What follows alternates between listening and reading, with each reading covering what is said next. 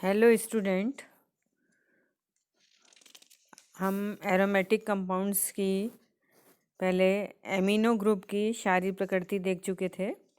इसी में आज हम देखते हैं कि जो एमीन्स होते हैं उसकी स्टीरियोकेमिस्ट्री क्या होती है या त्रिविमीय रसायन क्या होता है। त्रिविमीय रसायन से मतलब वह ऑप्टिकली एक्टिव हो या उसका प्रतिबिंब रूप हो, उससे मतलब होता है। तो यहाँ हम देखते हैं एमीन्स जो हैं वह मुख्य रूप से अमोनिया से डेवलप होते हैं, जिसमें अमोनिया का एक हाइड्रोजन एटम रिप्लेसमेंट किसी एल्किल ग्रुप या एरिल ग्रुप द्वारा कर देते हैं तो वह एलिफेटिक या एरोमेटिक एमीन्स जो है बनते हैं। तो मूल कंपाउंड्स जो है एमीन्स का वह अमोनिया होता है। अमोनिया की स्ट्रक्चर हम देखते हैं, जिसमें नाइट्रोजन परमाणु जो होता है वह sp3 हाइब्रिडाइज्ड स्टेट में होता है। sp3 हाइब्रिडाइज्ड स्टेट में होता है और sp3 हाइब्रिडाइज्ड स्टेट का जो बॉन्ड एंगल होता है, जिसको टेट्राहेड्रल के लिए हम देखते हैं CH4 वगैरह में, तो वो होता है 109 डिग्री 28 मिनट का होता है। परंतु अमोनिया में हम देखते हैं कि नाइट्रोजन परमाणु sp3 हाइब्रिडाइज्ड स्टेट में तो है, जिसमें उसके एक sp3 ऑर्बिट में नॉन बॉन्डिंग इलेक्ट्रॉन पेयर जो है वह है और 3 जो हाइड्रोजन है वो कोवैलेंट बॉन्ड द्वारा वह जुड़े हुए हैं। तो इलेक्ट्रॉन पेयर और बॉन्ड पेयर, लोन पेयर और बॉन्ड पेयर में जो है वह रिपल्शन होगा। तो जो लोन पेयर है वो जो उसका नॉन बॉन्डिंग इलेक्ट्रॉन्स हैं, जिसको हम लोन पेयर कहते हैं, तो वहाँ पे प्रतिकर्षण के कारण NH या HNH बॉन्ड जो मान है वह जो टेट्राहेड्रल चतुष्फलकीय का जो मान होता है 109 डिग्री 28 मिनट से घट करके 160 डिग्री रह जाता है ड्यू टू लोन पेयर और बॉन्ड पेयर में रिपल्शन के कारण से। अब हम मानते हैं कि अमोनिया के 3 कोवेलेंट बॉन्ड हैं, उसमें से 2 हाइड्रोजन एटम का रिप्लेसमेंट हम एल्किल ग्रुप द्वारा कर देते हैं, जिसमें दोनों एल्किल जो है वो डिफरेंट प्रकार के होंगे।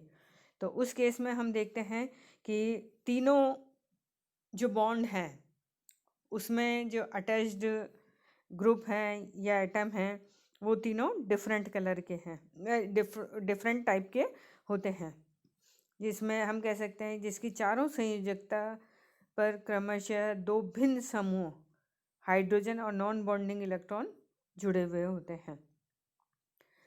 तो जब किसी भी सेंट्रल एटम पे उसकी चारों वैलेंसी या जितनी जो वैलेंसी होती हैं वह अगर डिफरेंट ग्रुप द्वारा जुड़ी हुई होती हैं तो वह ऑप्टिकली एक्टिव होता है या उसका प्रतिबिंब रूप हमको प्राप्त होता है। तो यहाँ पे हमने देखा कि एक हाइड्रोजन है, 2 एल्किल ग्रुप हैं जो कि डिफरेंट होंगे और एक ऑर्बिट में उसके लोन पेयर उपस्थित है।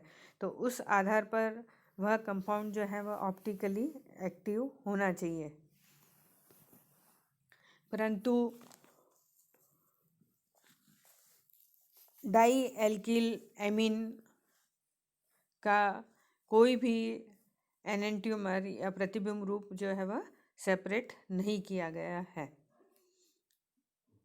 क्योंकि स्पेक्ट्रोस्कोपिक के द्वारा भी हमने इसको जांच की है, जिसमें नाइट्रोजन परमाणु का जो लोन पेयर है वह तेज़ी से रोटेट करता है या उसके कारण से उसका अभिविन्यास जो है वो परिवर्तित होता रहता है, जिसका टाइम पीरियड जो होता है वह लगभग 2 × 10⁻11 बार पर सेकंड, प्रति सेकंड में इतने बार वह रोटेट करता है।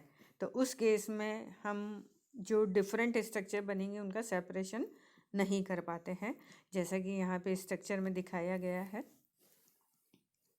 2 डिफरेंट ग्रुप हैं, एक मैथिल है, एक एथिल है, एक हाइड्रोजन है और नाइट्रोजन पे लोन पेयर है। इस प्रकार पर रोटेशन होगा तो वह उल्टा हो जाएगा। इस प्रकार से। तो इसमें जो चेंजेस होते हैं वो इतने फास्ट होते हैं कि उनको हम सेपरेट नहीं कर पाते हैं। तो यहाँ पे नेक्स्ट पॉइंट जो है वो आपका है प्राइमरी सेकेंडरी टर्शरी एमीन के मिश्रण का सेपरेशन। कि अगर तीनों एमीन्स अगर एक साथ हैं तो उनका सेपरेशन जो है वह किस प्रकार से किया जा सकता है। एलिफेटिक एमीन्स बनाने की अधिकांश विधियां जो होती हैं उनमें प्राइमरी सेकेंडरी टर्शरी तीनों प्रकार के एमीन्स का मिश्रण जो है हमको प्राप्त होता है। इसके अतिरिक्त हॉफमैन मेथड में चतुष्क अमोनियम सॉल्ट भी जो है वह बनते हैं।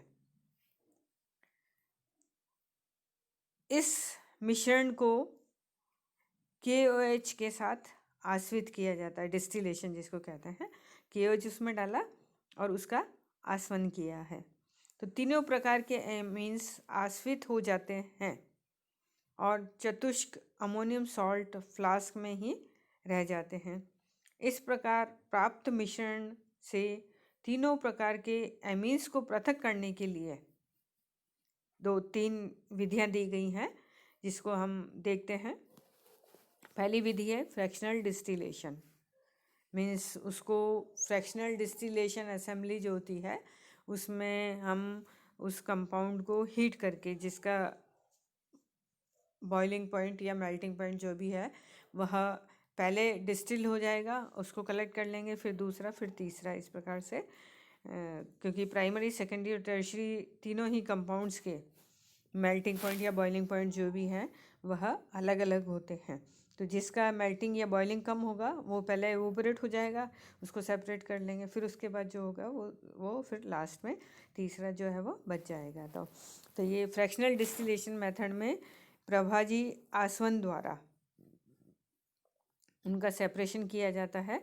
यह एक औद्योगिक मेथड है, इंडस्ट्रियल मेथड है जिसके द्वारा एमीन्स का सेपरेशन किया जाता है। सेकंड मेथड है हिंसबर्ग मेथड। इस मेथड में एमीन का जो मिश्रण होता है उसमें पैराटोलुइन सल्फोनिक क्लोराइड के साथ उसको ट्रीट किया जाता है। उसके बाद उस मिश्रण में KOH डाल करके उसको क्षारीय किया जाता है। प्राइमरी एमीन से पहले एन एल्किल सल्फोनामाइड बनते हैं। तो फर्स्ट स्टेप में प्राइमरी एमीन जो है वो सेपरेट होगा जो कि KOH के साथ पोटेशियम सोल्ट बनाकर घुल जाते हैं। तो उस केस में सेकेंडरी और टर्शरी नहीं घुलेगा, केवल प्राइमरी जो है वह अलग होएगा।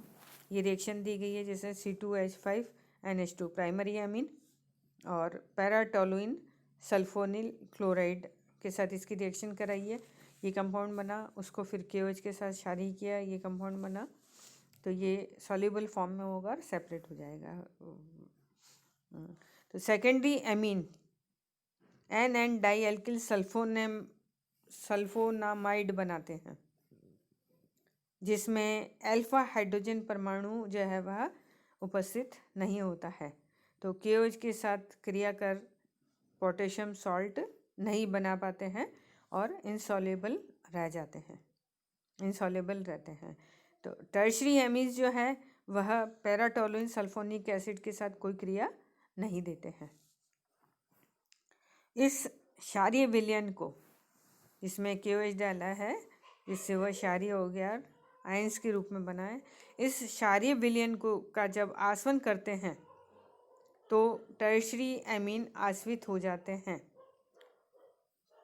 फ्लास्क में बचे हुए पदार्थ को छान लेते हैं।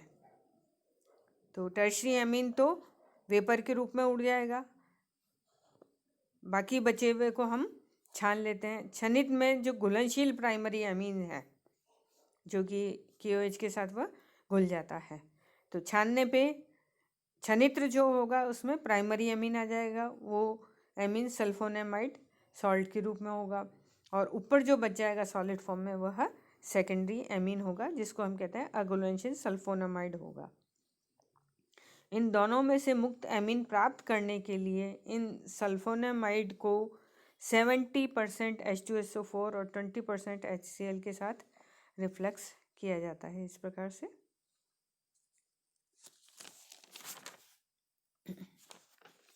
थर्ड मेथड है हॉफमैन मेथड। इस मेथड में एमीन मिश्रण को डाई एथिल ऑक्जेलेट के साथ गर्म किया जाता है। प्राइमरी एमीन्स जो होते हैं वह ठोस डाई एल्किल ऑक्जेमाइड जो है वह बनाते हैं। Secondary amine NN di alkyl oxime ester बनाएंगे, जो कि liquid oily form liquid form में होगा, जबकि टर्शरी एमीन हाइड्रोजन परमाणु के अभाव में कोई क्रिया नहीं करते हैं। तो प्राइमरी एमीन से सॉलिड डाई एल्किल ऑक्जेमाइड बनेगा, सेकेंडरी एमीन से तेली द्रव्य बनेगा जो NN di alkyl oxime ester बनेगा, और टर्शरी एमीन की कोई क्रिया नहीं होती है, जैसा कि यहाँ रिएक्शन में दिखाया गया है। डाई एथिल ऑक्जेलेट ये primary amine die alkyl oxamide solid form में। दूसरा जिसमें सेकेंडरी एमीन के साथ डाई एथिल ऑक्जेलेट की क्रिया NN डाई एल्किल ऑक्जिम जो कि एस्टर बना, जो कि लिक्विड फॉर्म में है। उपयुक्त मिश्रण का जब आसवन किया जाता है तो टर्शरी एमीन आश्रित हो जाते हैं जो पहले निकल जाएंगे, और शेष मिश्रण को छानकर डाई एल्किल ऑक्जेमाइड और डाई एल्किल ऑक्जिम एस्टर को पृथक कर लेते हैं, क्योंकि टर्शरी एमीन वेपोराइज हो जाएंगे, प्राइमरी एमीन सॉलिड है, और सेकेंडरी एमीन जो है वह लिक्विड फॉर्म में है, जिसको हम कहते हैं ऑयली फॉर्म में है। तो वहाँ पे हम उनको छान करके पृथक कर लेते हैं।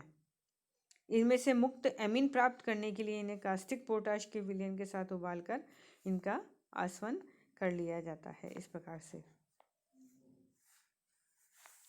तो ये तो था कि प्राइमरी, सेकेंडरी और टर्शरी एमीन्स जो हैं उनको किस प्रकार से सेपरेट किया जाता है।